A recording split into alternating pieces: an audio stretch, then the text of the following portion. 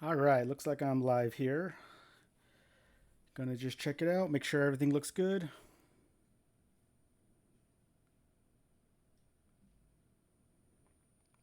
Let's see.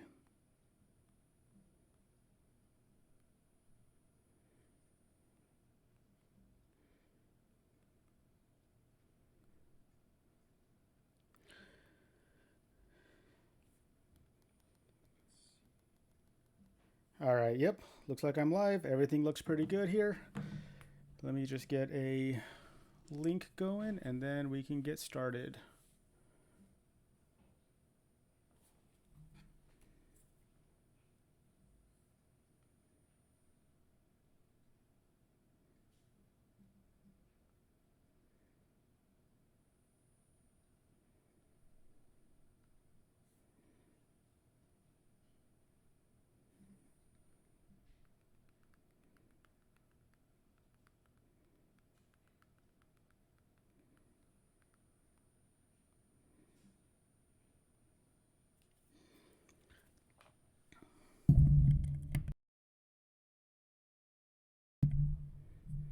All right.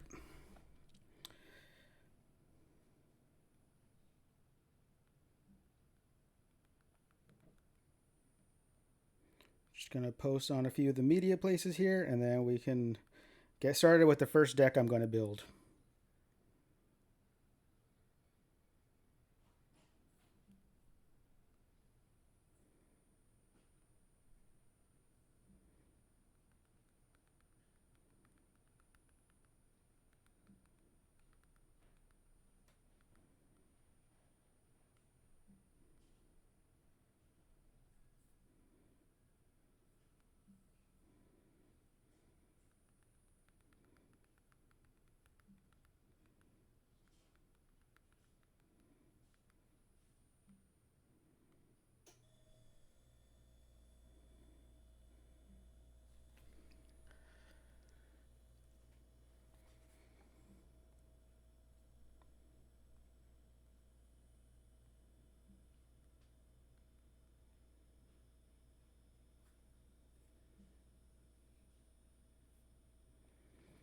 All right, first deck we are gonna build here is Prava and Ikra Shidiqi, right? So got the cards here in front of me. You can see them on the screen. Oh, not yet because I'm displaying them on the screen here. So what does Prava do? You guys can see on the screen there, as long as it's your turn, creature tokens get +1/+4. You pay 3 and a white and create a 1/1 white soldier creature token. But the beauty is it's got partner. So pairing this up with Ikra Shidiqi, the usurper, the goal here is with Ikra, who has menace, and whenever a creature you control deals combat damage to a player, you gain life equal to that creature's toughness. So the goal here is a little bit of a token combo. So rather than doing aristocrat style, want to kind of take an approach of let's get both the commanders on the board with a number of tokens, and as you have multiple tokens, they each do damage, and a +1/+4 will gain you a lot of life. So not really sure if we have a solid win con here other than a combo of gained life and kind of outvalue everybody else. So with that, want to go ahead and get started into the stream here. All right, so you can see I have a bunch of cards in front of me. I started separating the cards. I went through all my boxes, my binders, and pulled out a ton of cards that I think will be good. Definitely way more than 100 that you need to build a deck. So gonna really target that 63 number, right? So you want 37 lands, give or take, is where I want to end up at. So I need to pare all of this down to 63 cards. How is that going to work? I really don't know. General process I take is start with whatever I have in front of me and get that down into probably about 70 to 80 cards and then kind of make that final cut from there. So first pass was grabbing all of these and sorting them into kind of what do the cards do, right? So we'll take a quick first grab here at these cards. So these are the ramp cards. So obviously Signet, Sol Ring, a couple of other Signets, Golgari, Selesnya. We have a couple of talismans here, another Signet, and a Commander Sphere. And then these other cards are more ramp spells. So these are the artifact ramp. That's quite a few. We have, what is this? About 3, 4, 5, 6, 7, 8 cards. Need to start paring these down. So obviously Sol Ring and Signet are just must-have staples.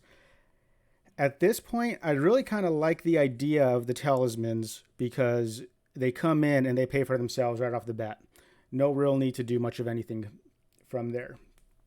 Looks like my light's a little bright here. I'm going to dim it down, see if that helps at all.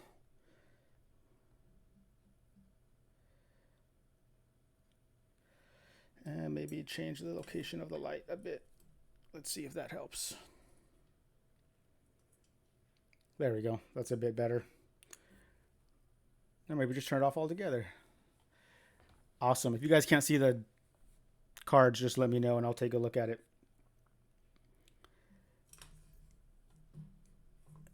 So yeah, definitely going to take a look at these cards here. I do like the talismans, as I mentioned, so I want to keep those in. So that gives me roughly 4 ramp right there. The signets, not sure how I feel about those. Given that we're going to be doing life gain, I think the talismans just add a little bit more value right off the bat. Although these do kind of mana fix you. And then Commander Sphere. I always like Commander Sphere anytime it's 2 or more colors. It just really gives you that ability to get the exact color you need. So right now, sitting at 5 solid ramp here. So that's going to go in the definite pile. We'll put the signets over here in a maybe pile. And the reason for that is, depending on how the rest of the deck comes out, we may need to do something slightly different. All right, so what else do we have here? So I got 2 more types of cards here. We have these are the new Modal dual face cards that came in Zendikar Rising. So I have a whole bunch of them. I really like to use these in place of lands a lot of times. In place of basic lands is just pop these in there. Quite a few, being that we're in black, green, and white. Quite a few to pick from. So again, I'm going to take these and kind of stick them over here on the side as potentials for later if we need them. I'm not going to go into the basic ramp or the basic lands on this discussion here because that's pretty boring to look at. The next pieces we have here are your basic ramp spells. So being in green, obviously we have the ability to go into a lot of these. This is where we need to kind of decide how many of these do we want. Knowing that we have 5 artifacts, I would say probably want 5 of these. The obvious ones here, 3 visits, I think is just very good. And especially when you get a couple of those, forest plains, maybe even a triome in there. You can kind of get out whatever we need to and drop that thing on the battlefield right off the bat. The other thing I like to do is look at the cost of the ramp. So Cultivate is 3, Kadama's Reach is 3. I got 2 Kadama's Reach. That happens sometimes. We'll take 1 and put it aside. So not as many now. I have 1, 2, 3, 4, 5, and I have a Black Market, which is another way to ramp when a creature dies. And I think it's going to be very good in a deck like this where there's going to be a lot of creatures dying based on the fact that I'll have a lot of creatures on the board and they're going to be attacking every turn. I do like the idea of Black Market. So we'll stick 3 visits. Let's go with Farseek. Again, you can kind of just get that named land out there. I don't know if we need both Kadama's Reach and Cultivate. Very much do the exact same thing. I also pulled out a Reclaim the Waste, and I think this one's an interesting one because you can get a single land in your hand, so it comes out a lot earlier than Kadama's Reach or Cultivate. But you do only get 1. If it comes in later, though, you can kick it for 3 to get 2 basic lands. So it costs 1 more later in the game. I think at this point we'll stick with the Kadama's Reach only because it's a little bit prettier. And we'll add Cultivate as well, and Reclaim the Waste will go into our maybe pile. So right there, bam, 10 cards already set aside. This is really the basis for our ramp right now. So ideally, any given game, you'll see 2 or 3 of these cards, and we're kind of set. So I'm going to take these extra cards, I'm going to put them off to the side, and we'll keep this part here. Let's go to the next pile, which should be pretty straightforward. This is our protection pile here. So I got Swiftfoot Boots and Lightning Greaves, a couple of staples, Heroic Intervention, and Privileged Position. Heroic Intervention is very good, especially when you are going wide and you usually need to protect against a board wipe.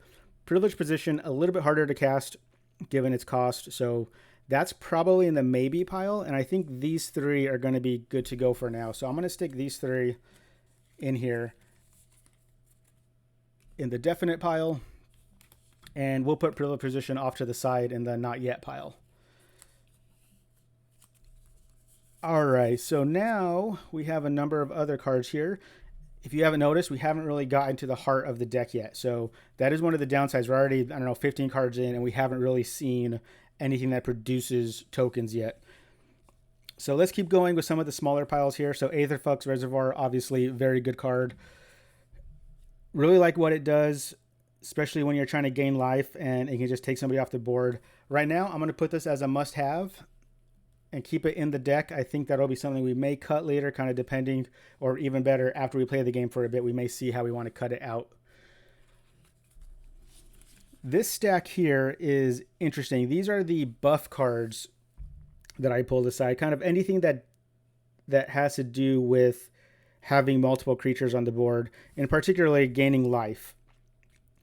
Right? So Angel or Cleric enters the battlefield, you gain life. The nice thing here is a 2/4 flyer, so it'll synergize well with Ikra, because we will gain that 4 life because it's a flyer. It'll get in there, and if you have 7 more life, all creatures get +2/+2.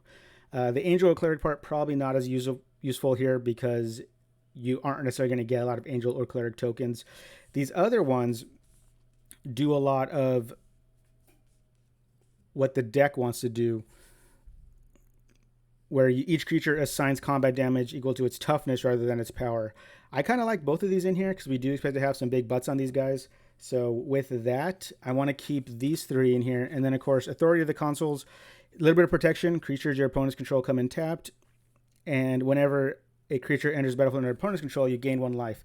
I'm going to set this one aside for now. I'm not really too happy with it in the deck just yet because it's not doing what I want to do. It's dependent on what your opponents do. So we'll set that one aside. All right, let's go into the card draw. So Skull Clamp, I think this is going to be a good one in here. Tokens, a lot of tokens are 1/1s, 0/1s, those type of things. Now, if your commander's out, you can't equip it on your turn because it'll have the +1/+4. So this is where this card may or may not be good, but if your commander isn't out, this can help you get into that ramp. Mentor of the Meek, when a creature with power 2 or less enters the battlefield, pay 1 to draw a card.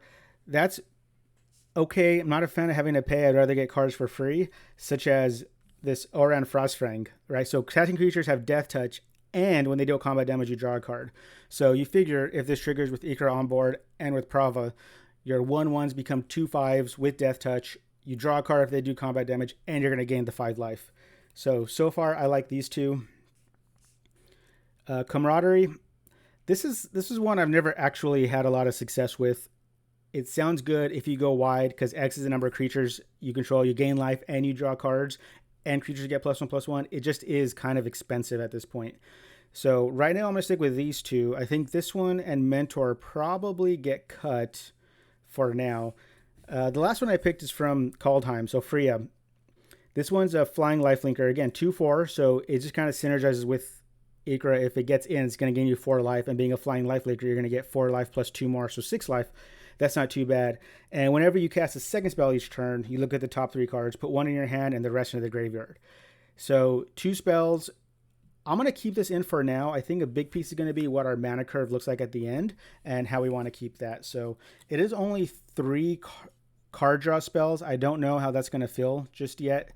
I think we'll probably want a few more, but we can actually see what the creatures we have can do there on the side. So I'm going to stick these 2 into the discard pile.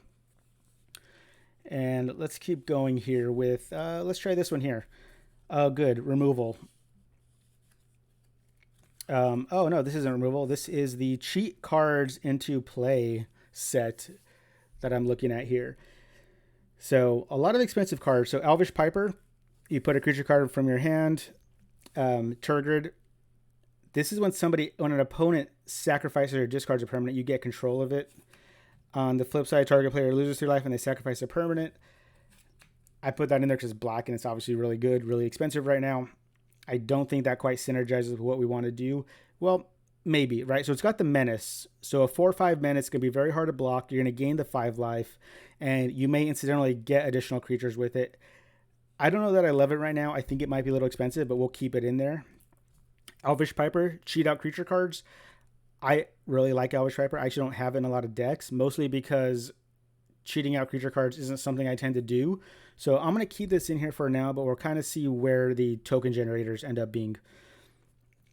couple of other dual face cards, so Turn Timber Symbiosis and Agadeem's Awakening. These let you get cards onto the field either from the graveyard or from the top of your library here. So I like them both. Very expensive, being 3 green and 3 black, so I'm not sure how they're going to feel. And the same way here with Kulfner, he's actually going to get cards back from the graveyard onto the battlefield when one of your creatures dies. So this is going to be good. And the nice thing about this is it's got to have toughness less than what's in there. It's a little bit weird with tokens, but I think we might end up with enough creatures that this might be usable. So I think for now, I'm going to keep all of these in here. Death's Oasis is one that I've been looking at. It is an enchantment, so when a non-token creature control dies, top 2 cards in your graveyard, return a creature card to your hand. You can sacrifice it and gain life equal to the greatest converted mana cost among creatures you control. It's pretty cheap, a little hard to cast, being one of each color. Not sure how I feel about this guy. Trying to debate.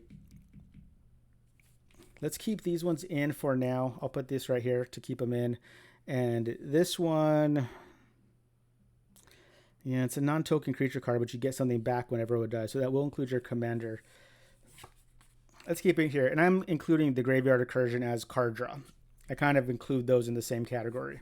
So obviously right now I'm sitting at about a 50-50 cards in the deck, cards out of the deck from what I've set aside. Not a great batting average so far. So I'm going to have to start being a little bit more careful as things go on.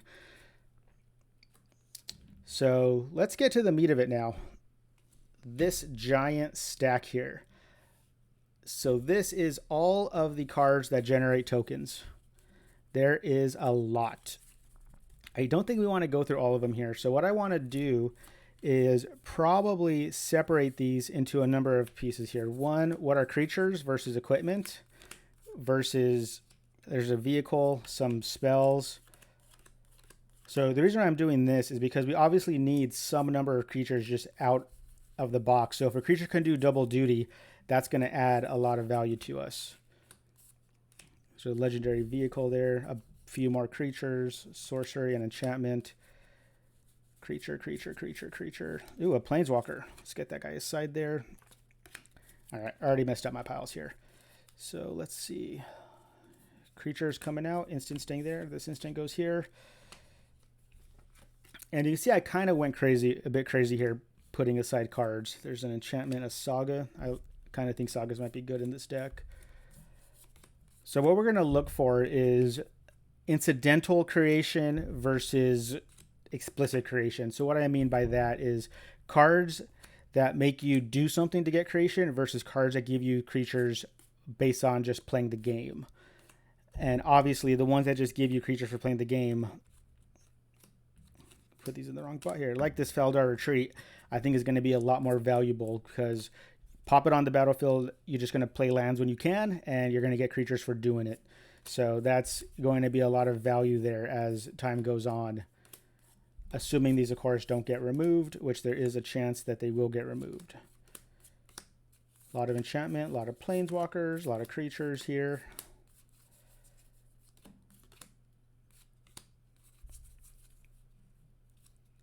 A lot more creatures.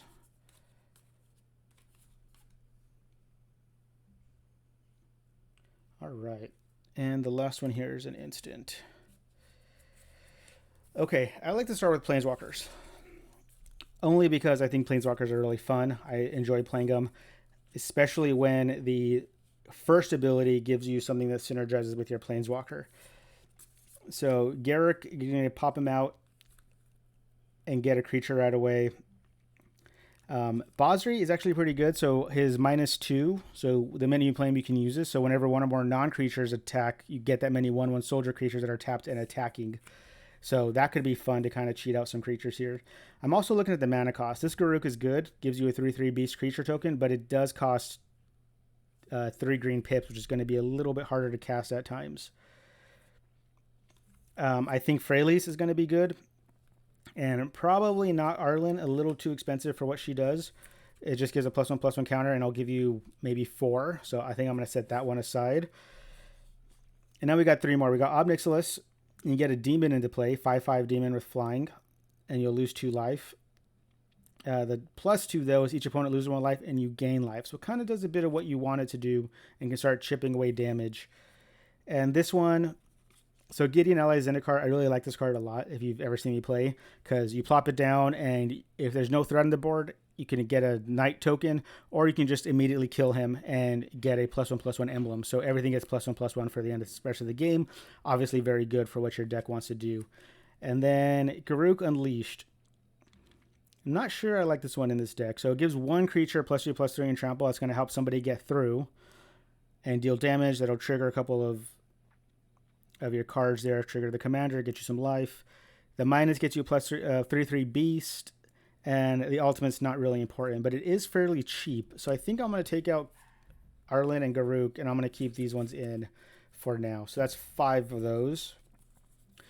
Let's go to the enchantments, because again, I do like having enchantments on the field that just give you creatures. So I'm going to separate these and see if we have some auras here. We do. So we have 2 of them. So the enchant the land, you tap it, create a 5/5 beast creature token with trample. Very good, very expensive, probably too expensive for the deck. Just going to cut it right off the bat. Pollen Bright Wings. This one's very interesting. It's going to give somebody flying so they can get through, nothing else. But when they do that damage, not only are you going to get the life, you're also going to create that many sapling creature tokens. So it's going to kind of feed itself. So I do like that to start with. I think we'll kind of see where the deck goes towards the end here. And now we have several other ones. So we have Doom Foretold. So everybody's going to sacrifice a non-land, non-target permanent, a little bit of control here. If they can't, you gain life, they lose life, and you get a token. So it kind of does everything we want to, but you only get that one time and you have to sack it. I don't think I like that in this deck, so I'm going to take that guy out. Open the Graves. A creature I control, a non-token creature I control dies. We'll have to probably put that aside for now. Dreadhorn Invasion. So beginning of your upkeep, you lose 1 life and amass 1. And then when a zombie token with 6 or greater, I like this one. It only costs 2. At the beginning of your upkeep, you're going to always get a zombie token. If you don't, you're just going to make yours bigger. You are going to lose a life, but with your commander, you're going to get that back. And eventually, if it's big enough, it'll gain lifelink, and you'll get the toughness bonus plus the damage bonus on it. So let's put that aside there. I think that's good. I want to keep that in with Pollen Bright Wings. I'm sure how open the Graves is going to feel right now. When you cast a enchantment spell, create a 4/4. I don't know that there's going to be enough enchantments, so that's going to go out. For now, Feller Retreat. Love that card. I think it's just going to be value. Again, doing what you want to do. Legion's Landing. So this is an interesting one. You're going to get a token when it comes in, and when a creature dies, when you attack with 3 creatures, you flip it, and it becomes a white mana generator and a token generator. Not sure I like it. It's not going to really do what we want. It does come in early, gives us a vampire.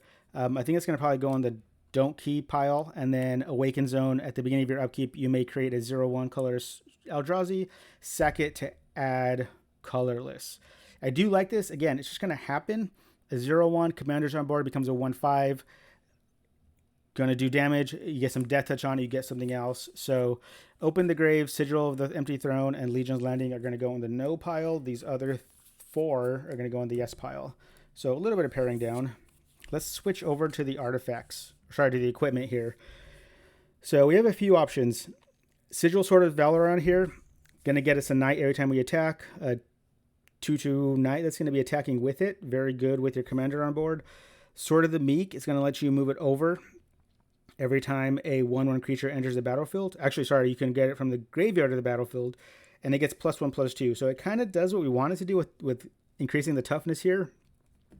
A Living Weapon is going to give +X/+X, but it generates a token when it comes in. So that's Boneheart. Not sure I really care too much about Boneheart. It's a little expensive at 4. I think these other ones are going to be easier to cast at 2 and 2 equip and 3 and 3 equip.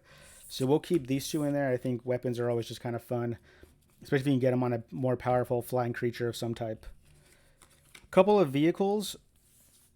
So Parhelion 2, the infamous one that just creates 2 4/4 white angel creature tokens. Again, gonna get you some life. Those 4/4s become 5/9s, 5/8 when the commander comes on board, 5/8. So, but it's a 4 to crew, and it does cost a lot. 8 is a lot of mana. And a Seeker's Chariot is almost kind of similar in that it comes in with you get two green creature tokens, so it almost pays for itself when it plays. So you can crew it immediately, and then when it attacks, you create a token that's a copy of target token you control. So it makes tokens itself when it attacks. You got to tap two 4 power worth. I like this one. I don't think I like Parhelion 2. I'm going to take that guy out for now, so we'll keep this one in. Battle for Bredegaard. Very simple saga. It's going to give you 2 tokens, and then you create a copy of every token you have. I love this card. I think it's just going to get value in this deck. All right, before we look at creatures, let's look at creatures before we look at instants here, because I think we're going to have to sort these into some number of cards, piles rather. All right, so we have landfall, end step. So that's just going to happen. Let's see, this one's a tap one tap to create, pay to create, pay to create, pay to create, pay to create. This is a death, which is kind of similar. This is an anthem, and whenever a land enters the battlefield, so I guess it's landfall effectively. Not sure why it doesn't say landfall, but it doesn't. It also is an anthem, so I really like this one right now. So this one, the adventures are going to be interesting. This is very expensive, 4 mana to get 2 white human creature tokens, and then creatures you control get +1/+1. So this is somewhere between an instant and an anthem. Not quite sure where it lies. This one is like pay to get life, Arcana Sun's Grace. This is a Constellation Zone enchantment, so you have to do something. Again, I don't think we have enough enchantments. This one's just a tap to create 1, but green and white creatures get +1/+1. So that's going to be a tap there. Enrage when it's dealt damage. So that's going to be one, because you're going to want these guys to attack. Beginning of your upkeep. I like the upkeep end step stuff. Beginning of each upkeep. Whenever you draw your second card. So you got to do something, but it's not really too hard to draw 2 cards. It might be in this deck. We'll put that one right there for now. When it ETBs, other creatures get +1/+1. This is a little bit of an anthem. Not really sure where it goes. I'll put it up here. I don't... ETBs get you some angels. Vigilance Lifelink, you can tap it to create an angel if you have 7 or more. I really like this card. It does cost to do it.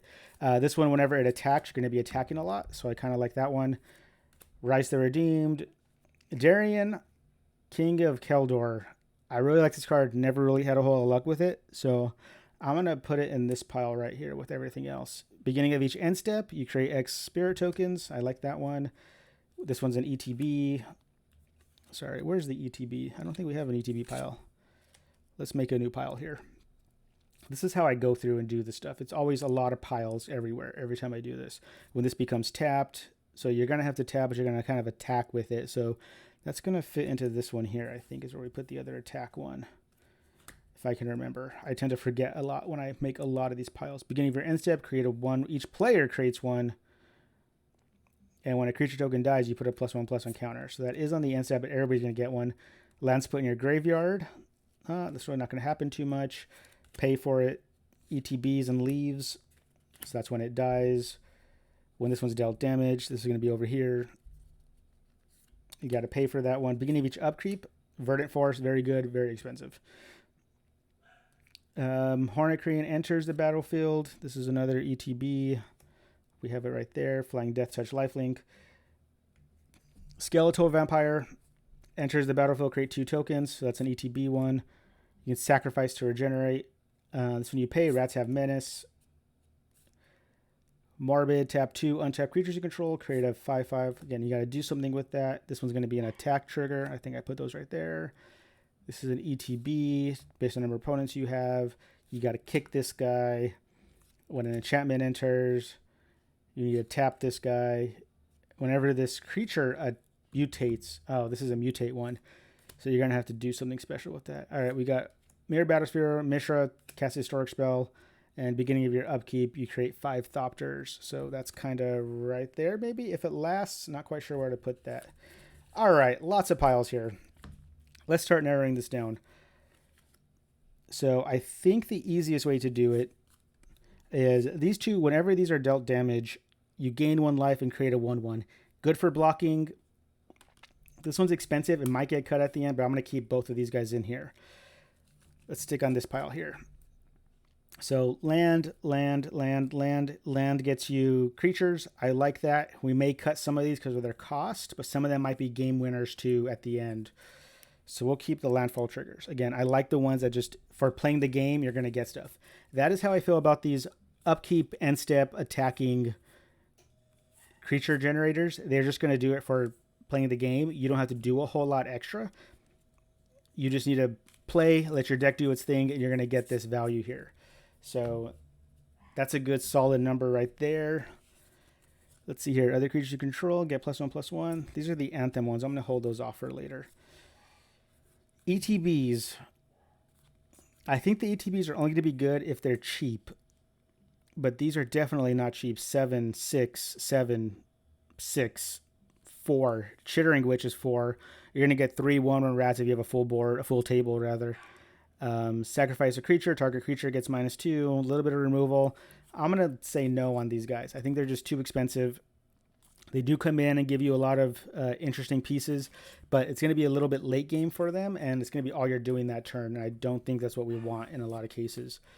Already sent out to look at those ones. All right, so let's look through these ones here. So we have cast a historic spell. Sorry, my dogs are barking in the background here. Tap, enchantment, kick.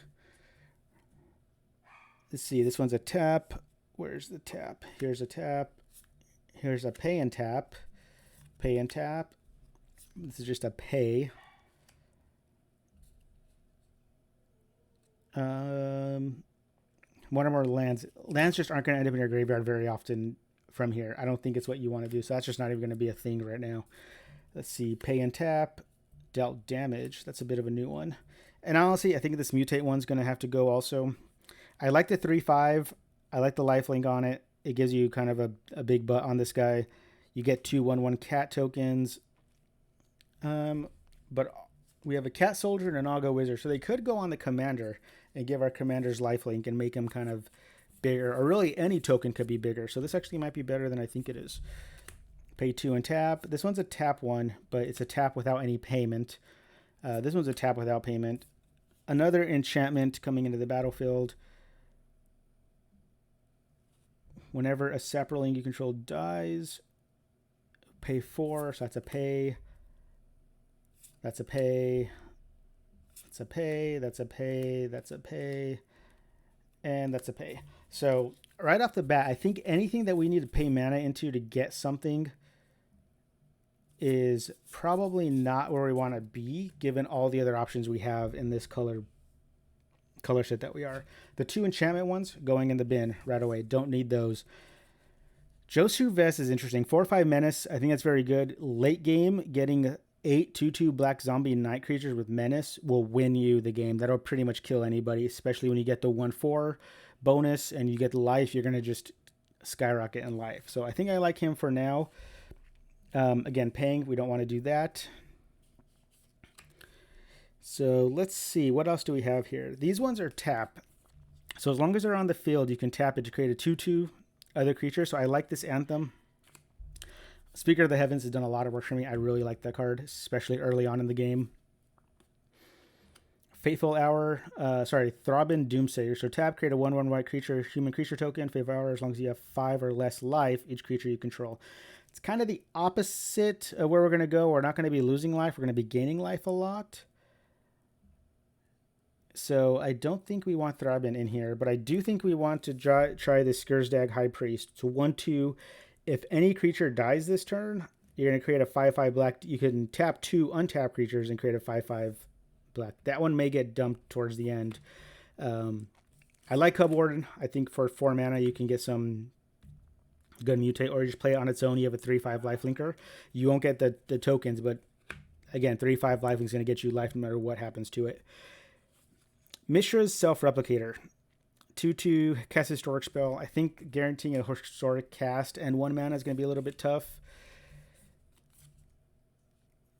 Let's see, 4 to create 2 white, and then you tap it. I don't like the Oakheim Ranger, but I do like Tristani Discordant. I think that's kind of going to be a good one. I don't think Darian's going to do much in this deck, but I kind of want him because I want to make him work one day. And Joe Cervest. So there's another like 8 or 9 cards right there. What do we have here? So these are 2 that die. So they come in, they can do damage, do stuff, and when they die, you're going to get a token. There's only 2 of these, and this one's a 5/3, and this one's a 4/4. You get 2 night tokens when it leaves. I'm going to take these out for now. I don't like the idea of having to rely on my creatures to die, especially because I don't plan to have a lot of sack outlets in this deck. So we're going to want to do it ourselves, or rather not be able to do everything ourselves and not wait on somebody else to do it for us.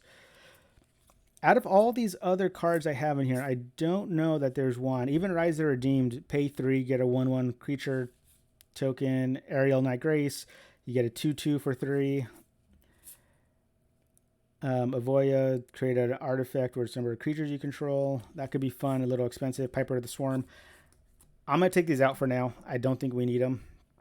I think what we ended up doing was 1, 2, 3, 4, 5, 6, 7, 8, 9, 10, 11, 12, 13, 14, 15, 16, 17, 18, 19, 20, 21, 22, 23, 24, 25, 26, 27, 28, 29, 30, 31, 32, 33, 34, 35, 36. Right now we got 36 token generators. That's quite a bit, probably a little bit over what we need. Hence, some of these are going to get cut. So let's take a look here at the spells that we have. Exile target card from a graveyard, pseudo removal. This is where I want these cards to kind of do probably more than one thing. Can we get removal in addition to something else? So that's really where I'm going to start sorting these out. I don't know that any of these are going to be win cons. Storm the Herd is going to be good. It's expensive. March of Multitudes. This is a creature. Lovestruck Beast. It is cheap to get a 1/1 creature token, and if you create one, he can then attack. But I'm going to take him out for now. I don't think he fits in the deck. Secure the Wastes. Create a token.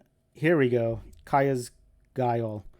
So choose to sack a creature. Each opponent sacks a creature. Exile cards from creature's corner. You gain a spirit token, or you gain 4 life. So I think I'm going to keep that one. Don't want that one. Yeah, I don't think we want really any of these at this point, knowing what we have in the deck.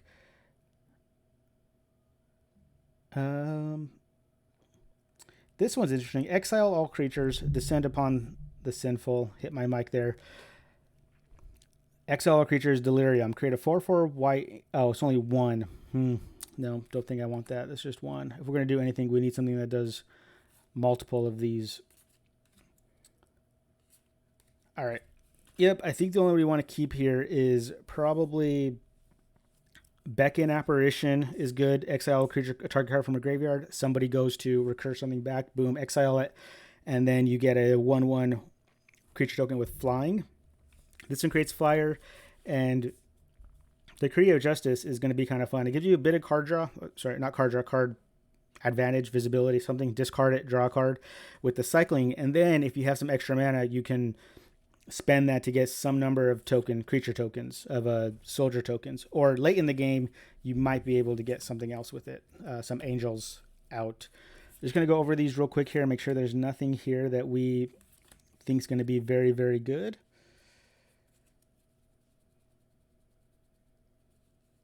Let's see, what's Pete here saying? Skull Clamp and Altars. I don't know if you mentioned it yet, but how is this deck winning? This deck's going to win through lots of creatures, lots of damage, and gaining a ton of life. So that's kind of the goal with Prava and Ikra. Prava's going to make your tokens have really big toughness, and you're swinging out with 3, 4, 5, 10 tokens that are going to be hard to kill. They can chump block them. If any damage gets through, you're gaining a lot of life. So that's really kind of what the intent of this deck is. Don't really want to sack anything. And we did talk about Skull Clamp. We had that in there. And I think we left it in only because if your commander is not on the board, it's going to still be useful. If your commander is on the board, it can't do anything because your creature tokens are going to have +1/+4.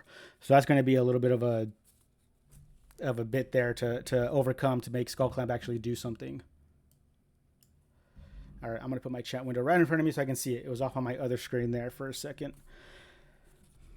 All right, 5/1/1 right creature tokens. The spell was cast from the graveyard. Create 10 of those instead. 5 mana, 5 white creature tokens. I actually like this one. I might keep this one in there.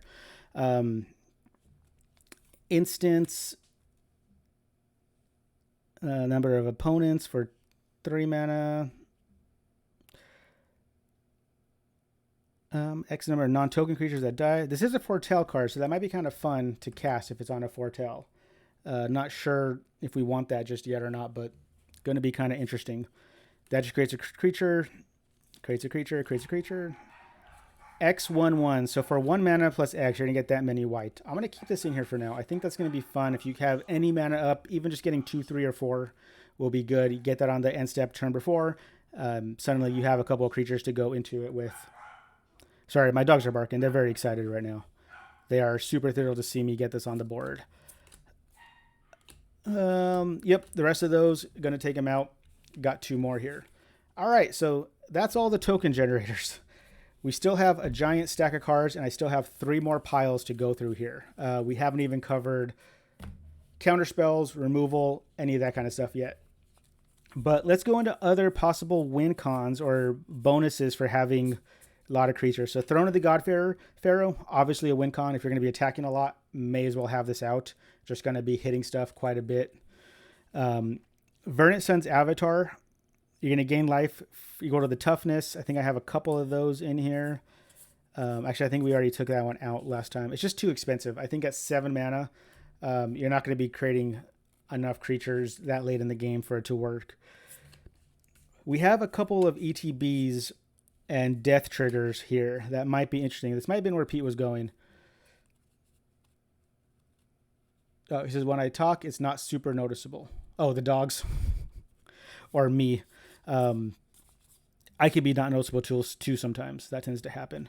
So what I want to do here is sort this out into ETBs of creatures, death triggers of creatures, and attacking triggers. I'm going to put Throne of the God-Pharaoh as effectively an attack trigger. I know it's not, but I think it is going to be very similar to it. And then, Deathrite Ritual is actually a card draw. So at the beginning of each end step, if a creature died this turn, you may draw a card. I like this card. I think it's not played very much, but I really think it's really good because it's every end step and if any creature dies. So if it's... Don't toss that card yet. Russ, who's going to be playing some of this deck, doesn't want me to get rid of this card. I'm going to put this one in the deck kind of right off the bat. I think that's going to be a good one here. But now we've got to start paring down these ones because these cards are going to do what I'm not sure I want the deck to do, which is dependent on being on the field and then creating the tokens. So these are attacking. I actually like both of these. Campaign of Vengeance and Throne of the God-Pharaoh. Throne of the God-Pharaoh is going to deal damage to everybody at the end. Campaign of Vengeance. So when a creature I control attacks, defending player is going to lose 1 life and I gain 1 life. 6 creatures going in, they automatically lose 6 life. I automatically gain 6 life. Anything lands, I'm gaining more life. I like these 2 cards as possible win cons, or at least just more damage dealers. These 2 are when creature dies, each opponent loses a life. And when a creature control dies, I gain a life and draw a card. Not sure I like either of these cards in this deck. It's, again, dependent on my creatures dying. Anything with a +4 honest to toughness is going to be hard to kill unless they have Death Touch. So the attacking guys are going to make them block. I may not kill, I may not trade, but it will trigger on somebody else's turn if I'm just chump blocking. So not sure I like these ones. These ones here are kind of the opposites of each other, Corpse Knight and a Johnny's Welcome. So when a creature ETBs, I'm either going to gain a life or each opponent's going to lose a life or both if they're both on the field. What I do like about these is they are really cheap. A Johnny's Welcome is just, boom, 4 tokens, 4 life, boom, 3 tokens, 3 life. And that little bit of life just helps you go forward, especially if you're doing it over and over again. Get something out, like we had mentioned early on with, where did it go here? It was like the second card we talked about. Aetherflux. Get this guy on the board. Boom, you're doubling your life. So I think I'll put these 2 in. I think I'll keep these 2, and I'm going to take out the death triggers. I don't think I like the death triggers right now, but When Russ plays it, he may stick those things back in. We'll see if he's like, hey, card draw isn't a thing in this deck. Because it might not be. It's all going to kind of depend on what the mana ramp is at the end. And Twin Blade Assassins, beginning of your end step, if a creature died this turn, draw a card. Again, I don't really expect my creatures to die a lot, so I'm going to take that out. I like this other one, Death Rape Ritual, a lot better. I think that's just going to be a lot more fun in this one. I don't know. Pete says death is better than life. He likes the aristocrat style decks. I think that would probably be his path on a deck like this. I prefer to kind of go the other way. So it'll be interesting. We'll see. I've never really done a deck that's a wide life gain deck that's based on tokens, because tokens tend to go to aristocrats. So we'll have to see. Not really sure where this is going to go in a while here. So, all right, 3 piles left to get through. And then we can pare this down, because this is definitely way more than the 50, what are we saying, 63 cards we need to get to. Actually, I take it back. It's going to be 61 cards. We have 2 commanders, right? So 37 lands, 2 commanders, 39. We need 61 cards total. So these are my anthems. So I got these 3 fun 0 mana artifacts that all do +0 plus toughness. So +3, +3, +2 toughness. This one gives reach. This one gives vigilance. This one gives vigilance. And they're all equipped 3. This could be very fun with the commander on. I don't know that this is going to be worth a slot in the deck at this point. I think with tokens, equipment is just too expensive and a little too slow to do it. So I'm going to take these out actually for now and put them on the side here. I don't think we're going to want them. Pete's asking how we're going to kill by gaining life. Well, ironically, the only way we gain life is by doing damage. So if I'm gaining life, that means you're losing life, and that is how we kill. So Commander Synergy is kind of one of the ways that we're hoping for this. Commander's not on the board. Very least I have a lot of blockers. So we'll see if it works. I'm not 100% sure this is actually going to work out, and whether or not Russ is actually going to like it for that matter. All right, what are the other anthems we have here? So we have basic +1/+1 anthems, a couple of pumpers. Apparently a Planeswalker snuck in here. Let's see, some more anthems, an enchantment here, another anthem, a counter card here, and then Zealous Persecution. Okay, don't think I want this card. It's probably more removal. Until end turn, creature I control get +1/+1. Creatures opponents control get -1/-1. It's an instant. Black and red is going to be a little bit harder to cast. Not really sure this deck wants the combat tricks in it. These 2 are very interesting. So Worship, if you control a creature, you can't be reduced to less than 1 life. I don't know if we want this in here because we're gaining a lot of life in there. Pete wants cards that deal damage using toughness. We do have a few of those in here. I kept those in there. There's not a whole lot right now that do that. So, but there are a couple in here. I don't know if we can get more than, I'll say, 5 or 6. I don't know if there actually are 5 or 6 cards that do that. I know of at least 2 or 3 that we have in here, and we can kind of go through those again when we filter the card, because I do think if that's on the board, you win. You'll be doing at least 5 damage per creature every attack. But yep, I think Worship's going to go. True Conviction, Double Strike, and Lifelink. This one's kind of crazy. I think this one might be good. It's very expensive. We'll put it aside. Good Fortune Unicorn, creature ETBs. You put a +1/+1 counter on it. I think it's just a little too slow for this deck. I don't know that this is what we want to do. So I'm going to take that guy out. Same thing with Haliot. I don't know that we really want counters in this deck. 1, I think it's just hard to manage counters when it goes wide. But 2, board wipes, lose the counters. You lose a lot of momentum that way. And we're not really having proliferate in this deck at all. So I don't think that's where we want to go. But I'm keeping True Conviction in there for now. Celestial Elemental. Very interesting card. So +3/+3. It's very expensive. It costs the same as True Conviction. But when a creature deals combat damage to a player, the enchanted creature, you double its controller's life total. So this could be really sick. It's really good in a life gain deck. It's super expensive. 6 mana to hopefully get a creature that's going to go through. Obviously, they're going to block the one that has this, so it doesn't do damage. So not quite sure it's worth it. I think it's a very fun card. I think it might just be a little too slow, and we're probably beginning gaining life a lot of other ways. Gideon, Marshall, Paragon. Untap all creatures in control. Gain. They get +1/+1. He becomes a creature -10. Isn't going to be useful.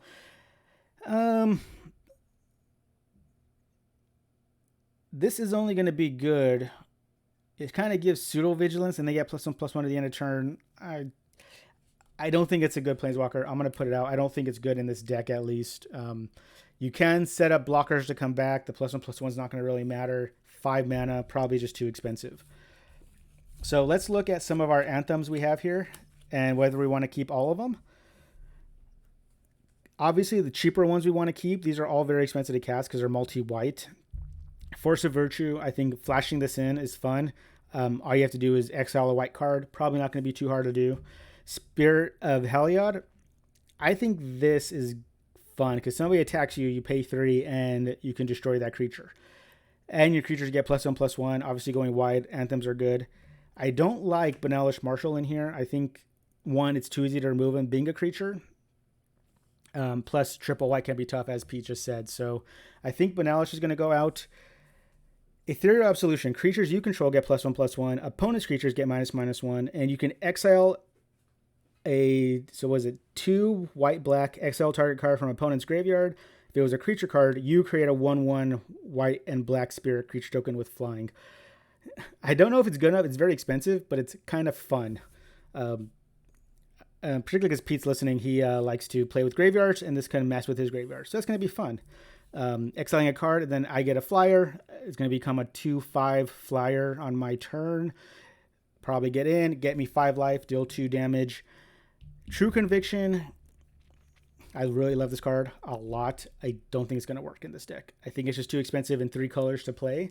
I like it much better in mono white, or maybe 2 colors is probably better. I know Pete doesn't like it, and I'm glad he's listening because he can see what's coming his way. All right, 2 more piles here. Sorry, my lights are turning off because of technology. So I'm going to turn it back on real quick, and then off again, and then on again, and set the desk lamp so it's not glittering again. All right. Little water break there. So these are probably those win cons that Pete was asking about. Big creatures that we can get on the field, get damage in. Galta, always fun. Couple creatures on the board. It just goes down. 12/12 trample. Going to get something in. Trample damage means 12 life. Because it doesn't say based on how much damage you do, any point of damage is going to get you that 12 life. I really like Galta in here.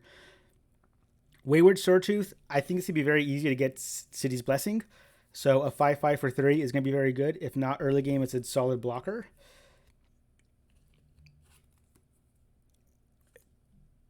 Kogla, the Titan Ape. So when it comes in, it's going to fight. And when he attacks, you destroy target artifact or enchantment defending player controls. I like this. You'll be attacking a lot. I don't like the mana cost.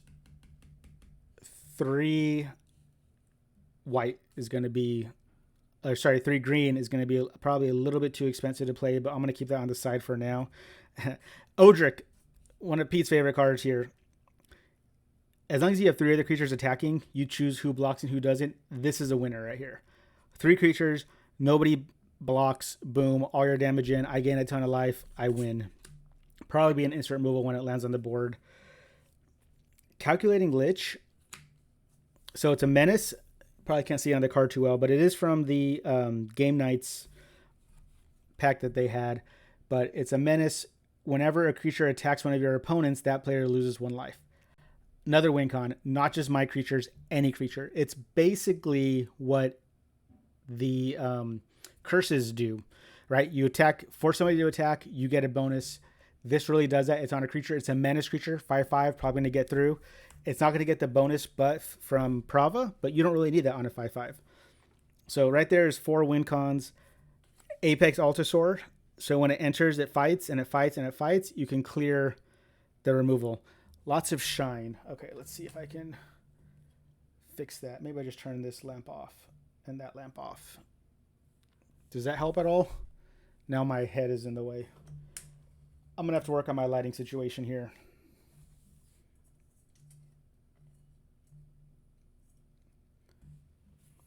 Let's see if that's any better. Doesn't really help also that some of these cards are foil.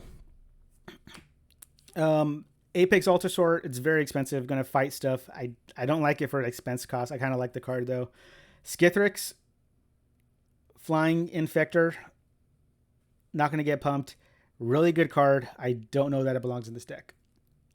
Only one card that is Infect. You're not really trying to do Infect, not doing anything with counters. It's going to get damage in. Maybe it's a flyer. They're going to block it. It doesn't really do tokens. So I think these two are going out.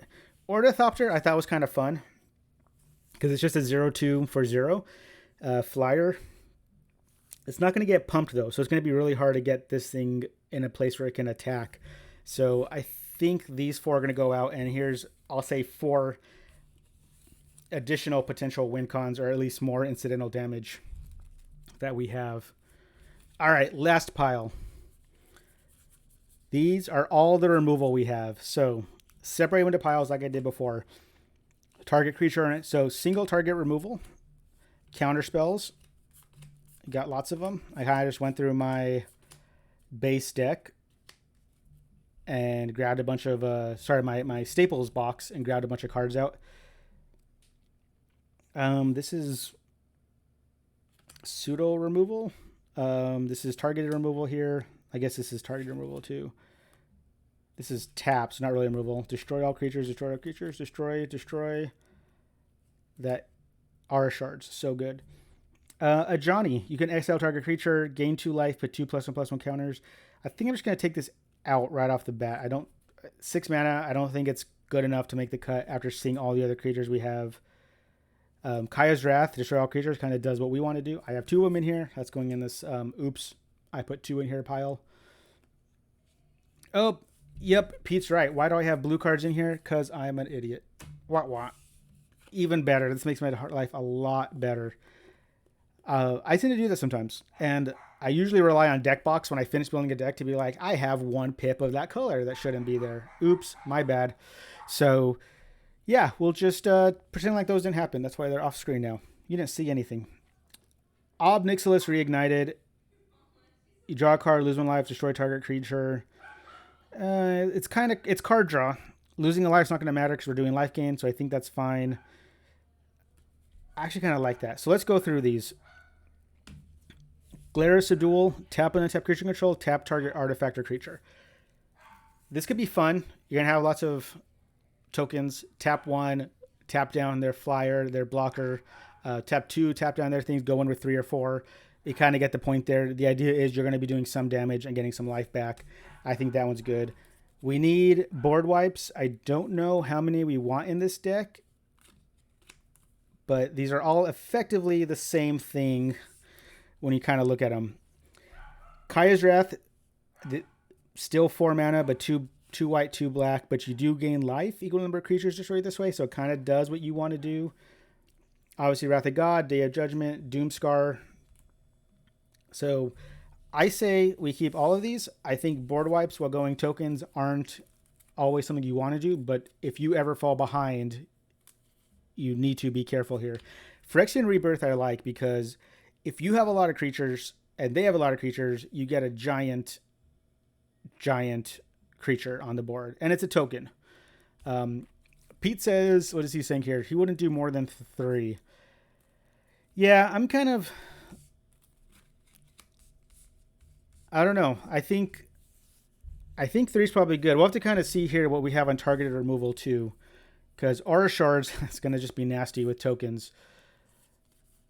And then we have 1 Exile, but that's mana cost 4 or greater. I don't know that we want Despark necessarily. It's just going to be too hard. Casualties of War is very expensive, but you can nuke a lot of things. Terrastodon is just too expensive. 8 mana. I don't think we can do that. Target artifact or enchantment and target creature or enchantment. Nature's Chant or Mortify. All right, so this is the removal, I'll say, but we have to remember we're going to have creature removal just by having the sheer number of creatures on board and plenty of blockers. So we just need some pieces here that's going to help. Pete wants elephants. Pete's not getting elephants. So I'm going to put these on the side over here. They have now disappeared. They're no longer going to be in the deck. So let's go with, these are all sorceries. We have a couple of instants, a sorcery, a planeswalker. I like the planeswalker pulling double duty. I think Aura's Charge is going to be better than Nature's Chant. Because if you get this on the board, get a creature on, boom, you can do the same thing over and over again. Nature Chant's only going to happen once. So Mortify, I like these two. I like Glare Subdual, a little expensive, but I think it's going to be fun. I'll say we go with Mortify. Casualties of War. Choose one or more artifact, creature, enchantment, land, and planeswalker for 6 mana. This is kind of a save your butt card, I think. So I'm going to keep the 3 standard white ones. I like the Foretell on this one. I'm going to get rid of Kaya's Wrath, and I'm going to get rid of Phyrexian Rebirth. I think it's just going to be a little too slow. Sorcery your turn. You're going to have to nuke the board. You don't really want to do that unless you can give them haste. All right. I think we have this. This gives us how much removal? 1, 2, 3, 4, 5, 6, 7, 8. 8 pieces of removal. Pete's asking, when I build, do I put removal and board wipes in the same category? And yes, I do. I think the reason I do that is removal is specific targeted removal is usually so specific in the sense that you need creature, enchantment, artifact, those type of things. It's very, very dependent on what your deck wants to do, but also what's on the board. I also say removal is one of the best negotiating tactics when there's 3 other players involved. You can always ask somebody else to remove, and I kind of like to lean on that of letting somebody else take care of the removal, and I let my deck do what I want to do. These are really kind of just last minute. And the other reason is with only 7 in there, you might see 1 of these a game. So if I only have 3 board wipes, odds of me even seeing 1 of these in a single game is going to be about probably 1 out of every 2 games, right? Because if you're looking at 20 to 30 cards a game, you know, you're looking at maybe a third of your deck. I'm going to see maybe 1 of these, maybe none. Removal is a little bit more than that. But with a whole table helping you, I think you can do that. Pete likes 10 removal and 3 to 5 board wipes. Yeah. And I think that's okay. I'd rather build a deck that can come back from being removed than a deck that focuses on removing. But I also don't like to play a lot of graveyard decks. So I think that's why I think a lot of these cards here are going to be strong in what they want to do. So I'm going to stick these into groupings here. So we have our, kind of in reverse order, we talked about them. So board wipes and removal. Win cons, I got 4 of those. I do depend on Pete's removal. I actually depend on most other people's removal most of the time. Same thing with Counterspell. I tend to not run Counterspells. I know I put some in here for some stupid reason, but I don't like running Counterspells. I just don't like playing that kind of magic. So I let others play it on my behalf. And that's kind of fun. So I'm going to put Throne in the win con pile. So now we have a bunch of anthems here. We have these. Let's see, what do we have here? We have a card draw right there for Morbid. And we have a couple of, I'll say, creatures being played value. And now we have all of our token generators.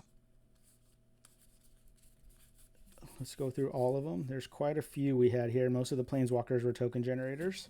We're going to have to probably pare that down. We only want about probably 25 to 30. What was this next pile here?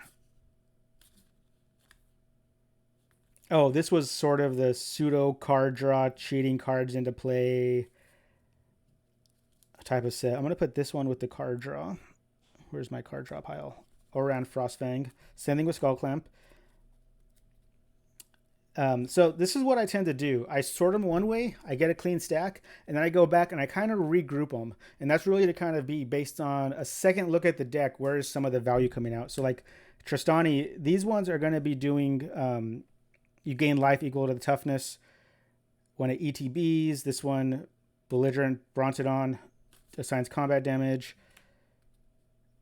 This is actually another Anthem here. Even though you're going to gain life, you're not going to have a Cleric, but you are going to end up having 7 more life, and it's going to be a +2/+2, so a little bit more of an Anthem. Oh, thanks, Pete. He says it's awesome watching someone build a deck. Aetherflux Reservoir, that's going to have to be a go-in. Honestly, these bottom half, so Swiftfoot Boots, Heroic Intervention, Lightning Greaves, these just have to go in. They're your protection. They're the staples. You know, if you get one and put on a commander, awesome, you're protected. If you don't hit it, not the worst, but having 3 of these is going to be, kind of the minimum I want to put in there. And then the ramp. So obviously the rings, the talismans, the commander sphere, and the basic ramp spells. 1, 2, 3, 4, 5, 6, 7, 8, 9, 10. That's 10. I definitely want those in here, right? So this is where I start counting. 1, 2, 3, 4, 5, 6, 7, 8, 9, 10, 11, 12, 13, 14. 14, right? So I got 14 cards. I need 61. So that leaves me with whatever that number is. I already said I want this removal. 1, 2, 3, 4, 5, 6, 7. So that's 7 plus 14. So that's 21. So I'm down to 40 cards left. This is where it gets really hard because I need probably 25 to 30 generators, which means I have 10 more cards to pick from out of this entire stack here.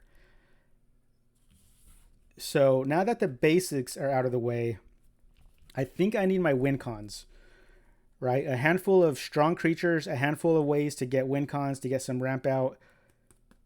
So that gets me to 26. All right, this is where I need card draw. Card draw is a must, so 4 more. So now I'm at 30. I got 31 cards left. Where do I go from here? Anthems are probably going to be the first thing to be cut. Only because they're nice if they have it on the board. If you don't, it's not really the big deal. Plus, the commander is an Anthem. So I'm at, 30 cards. So I have 40 more to go. So let's start paring down this.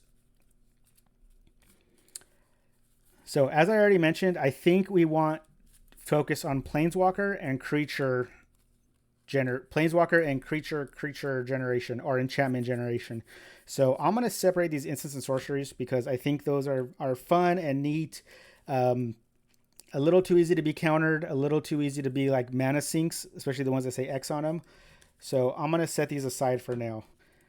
And this is where I really start looking at mana cost. So let's separate these cards out here.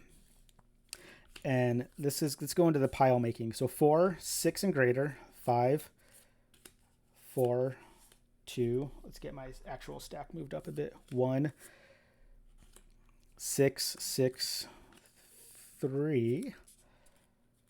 Very expensive.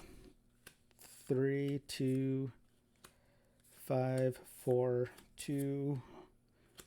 Remember, I've already gone through and said these cards are good enough to be in the deck. So what I need to do is kind of figure out how heavy am I on some of these areas. Because as you can see, I'm already on the 6+, kind of getting really high up there. And that's a little bit of a dangerous place to be if you're not careful. And I'm not doing it based on creature type. I'm doing it based on the fact that all of these cards are token generators. 4,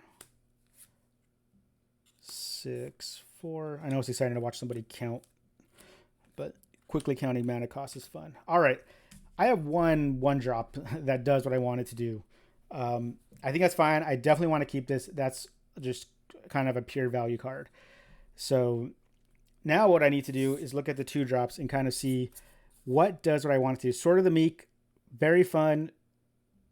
When a woman creature comes in, I can plop it on. Not sure how I feel about it. Whenever you draw your second card each turn, create a cat. I'm going to take this out. Odds of being able to draw 2 cards a turn is just not something the deck is going to happen. When he attacks, you get a 1/1.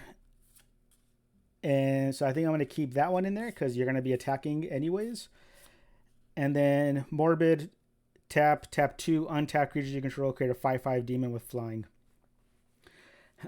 I don't know if this is going to be good. It relies on other creatures dying and a lot of other creatures being there. But I kind of want to see it. It's a 2 mana 1/2. So even if you just attack early with your commander on board, you can do something. Sword of the Meek and Dreadhorn Invasion.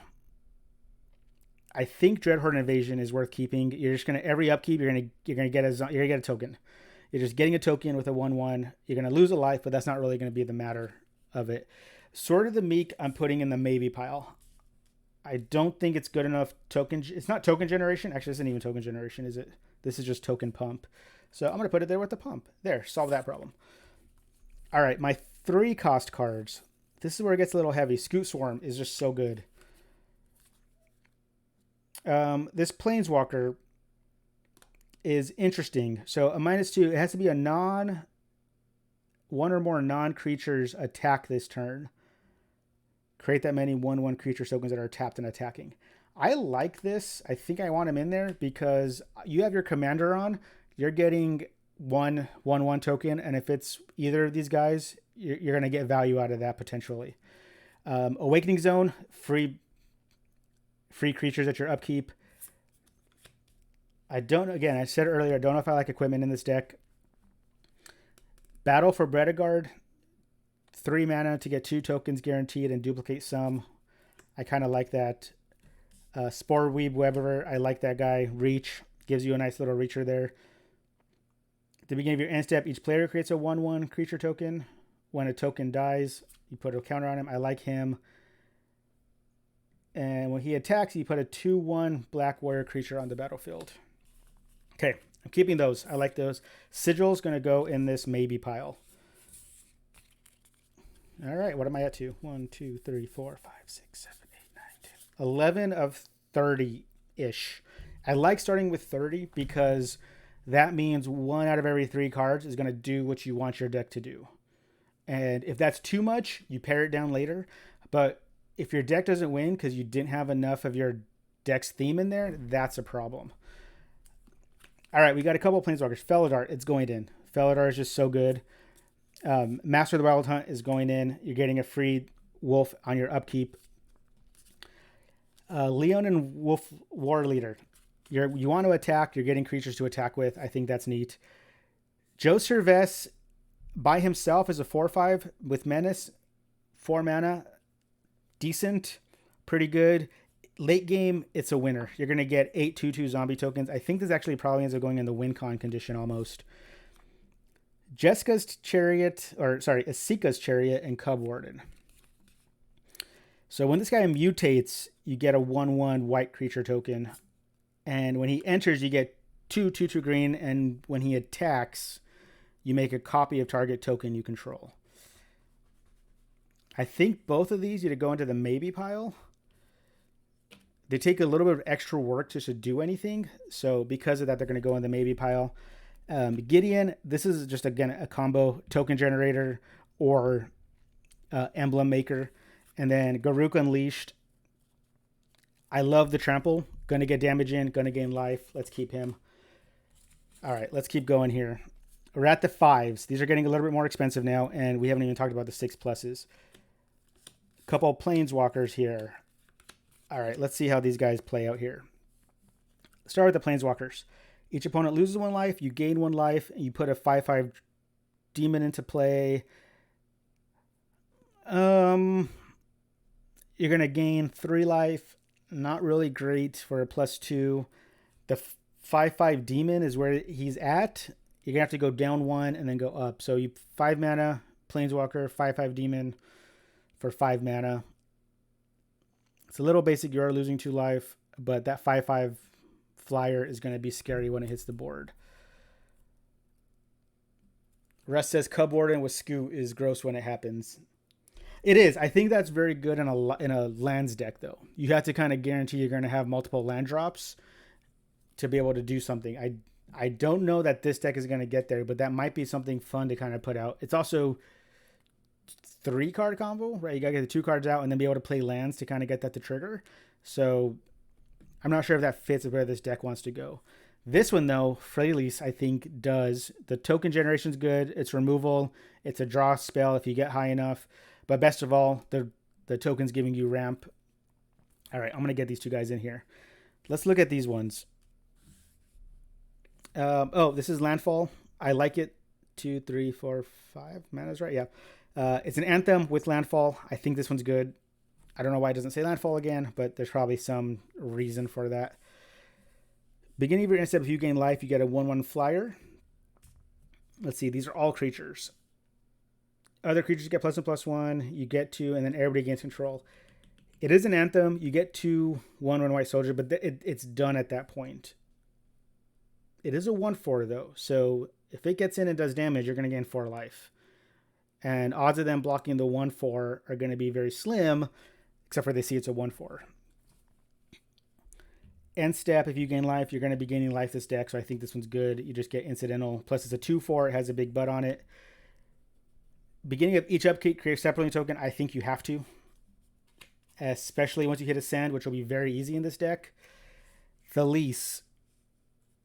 If each end step, X is the number of tokens. Again, create tokens, end step, get more tokens. You get your token generator going. I think these guys go in. I don't know what I'm at right now. 2, 3, 4, 5, 6, 7, 8, 9, 10, 11, 12, 13, 14, 15, 16. So 24.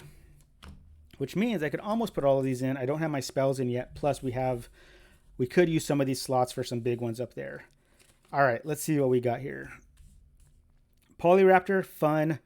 I think it's just too expensive and it's got to take damage. I don't think it's going to happen. Pollen Bright Wings, I think is fun. It's very expensive. Darien, just a little too iffy. You got to get him on the board, +2 white. Verdant Force, at the beginning of each upkeep, create a 1/1 thing. That's basically what the other card did. At 8 mana, though, I think that's just too expensive. Rampaging Bellows and Avengers Zendikar, I think, are both very good in this deck. I think they're both late game winners. Assembly Thopter, I like it. I think it's going to be a little too slow. You have to get it on the board, wait a turn, hope nobody removes it, and then you're going to get 5/1/1 Thopter creatures. They are flying. This comes back to your hand. That's going to go in the maybe pile, but it'll probably end up getting cut because we already have enough cards in here. Tap to create a 2/2 wolf. You just got to tap it. Green and white creature tokens. Creatures get +1/+1. It's an Anthem. You tap it to get a wolf. I like it. It's got a big butt on it. I think Darian's going to go in the maybe column. And Pollen Bright Wings, I think, might be a winner in the sense that you attack. You're going to get 2, 3, 5, 8 Saprolings. But it is an enchantment, so it's going to fall off the minute that thing dies. So I'm going to put that in the maybe pile. So I'm going to add these 3 cards here. So 1, 2, 3, 4, 5, 6, 7, 8, 9, 10, 11, 12, 13, 14, 15, 16, 17, 18, 19, 20, 22, 23, 24, 25, 26, 27. 27. All right, so I got definitely not going to put these maybes in there. So I need 3 more cards if I want to have a solid 30 token generators here. Kaya's Guile, I think, has to go in. Not only as a token generator, you get a flyer, but it's a bit of a removal, life gain, a few other triggers. Back in Apparition, create a 1/1 right. You get a flyer for 1. Yeah, I don't think that one's going to be good. 5 1/1s for 5. Decree of Justice is just too slow and too expensive. You got to pay 3 to cycle it to draw a card, and then you got to have extra mana to get that many tokens. It's a 1/1, 3 mana draw a card, and then get tokens. So I think we put these 2 in here, these 3. Boom, 30 cards. So if that was 30, 1, 2, 3, 4, 5, 6, 7, 8, 9, 10, 11, 12, 13, 14, 15, 16, 17, 18, 19, 20, 21, 22, 23, 30. So I got 60 cards. This is 60 right here, 30 and 30, which means I'm out of space. So what do I not have space for? Anthems. No space for anthems. I think that's okay because our commander is an Anthem, and none of these are like super, oh wow, this is amazing. Righteous Valkyrie might be worth kind of getting in there. It is a creature. I'm going to put that on a maybe column. Incidental Life Game. damage. I do want to put in Campaign of Vengeance. When a creature you control attacks, defending player loses 1 life. It's only one of these cards that does something. So I don't ever like having a 1-of in a deck, because unless you have a tutor, what's the point? You may not see it out of every 10 games. Once out of every 10 games you might see it. You may never see it. This happens a lot when I buy an expensive card. I'll go buy a $30 card, put it in. I don't see it for 3 months. And that's kind of what all of these are. All of these are kind of 1-ofs. None of them really synergizes a lot. This one's probably the closest, because you do get a 2/4 flyer that can gain you life. And then as you gain the life, everything else is going to get +2/+2. So this one might be able to go in. I think these ones are fine to go out. Ooh. Combat damage equal to its toughness rather than its power. And you gain life equal to its toughness, and you populate. Again, only a 1-of. If I had 5 or 6 of these, which there may be other ones in there, that we could go. Pete's saying to keep Spear of Heliod. See, but the thing with that is it's only 1 card. So you get a +1/+1, and then you got to keep 3 mana up after your turn ends. And I don't think this deck needs to keep mana. I don't think it's just going to be able to afford to keep a lot of mana up outside of turns.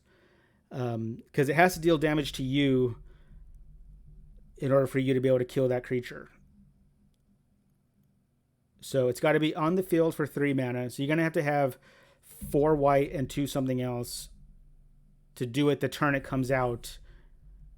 Or it's going to sit there for a turn until you can untap to do it again. So you're looking at, 6 mana to be able to destroy a target creature, and it's an Anthem. That's really the reason why I think it's going to come out. I wish Belligerent brought it. I wish we had more cards that did this in these colors. Let me put it that way. I don't know that these colors have a lot of ways to do that. And so I'm going to put those in the maybe. I may pull some cards out of here for those 2. All right, these are just retrieval cards. Agadeem's Awakening, Turntimbo Symbiosis. Trick to these cards, though, they are also lands. So I think what these are going to do is take up 2 land spots. And I've been doing that lately. If I have 37 lands, I might put 5 or 6 of them as these lands. Because if I need them to come in as lands, they can. If I don't, late game, boom, I have them in hand. And I think so. I say 37, quote unquote 37. It's actually probably closer to 30-ish lands and 5 to 7 of these. And that does include, I think I put a stack of these somewhere else over here.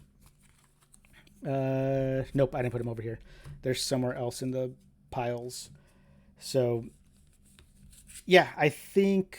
Ooh, I had some other cards in here. What did I have? Kaya's Wrath. Oh, I already took that one out. That was a duplicate. Yeah, so these are going to go in as lands. So I get them kind of for free. I think Turgor got a fight. I think it's the same boat. Get lands. The 3 life on this side, the pay 3 life.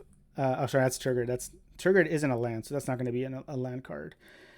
The only reason that he's good is 4/5 menace. The sacrifice and discard isn't going to be a lot unless somebody else does it on the table, in which case that gives you some value.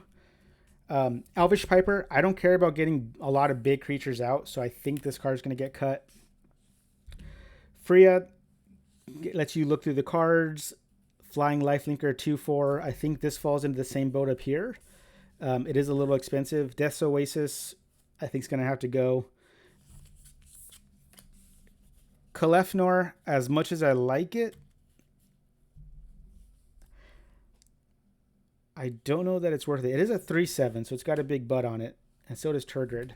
So I guess the question is, can I find 5 spots in here, right? So I said I needed 61 cards. 9, 10, 11, 12, 13, 14, 15, 16, 17, 18, 19, 20, 21, 22, 23, 24, 25, 26, 27,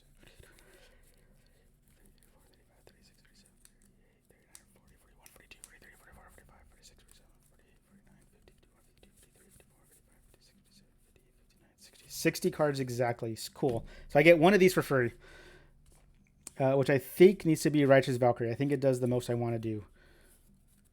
So the question is, are there 4 cards I can take out? And I'll be honest, the ones that are the most tempting to take out is possibly some of this artifact ramp. I don't think that's smart. I'm pretty sure it's not smart. I'm pretty sure it's the opposite of smart, is to mess with your ramp and your mana to add in other cards.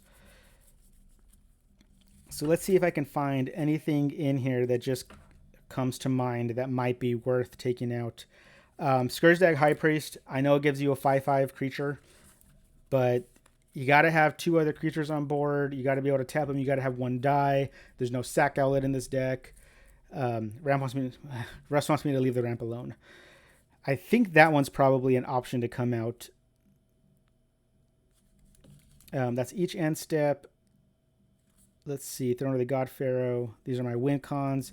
You got to be careful when you start looking at this, because these 30 cards here at the bottom are, I think what we said was basically the staples, right? Ramp, removal, card draw. I got to be careful not to mess with those. But I do think Scourgedag can come out. I almost wonder if Secure the Waste. It is kind of a nice mana sink for 1. These 2 were both kind of removals as well.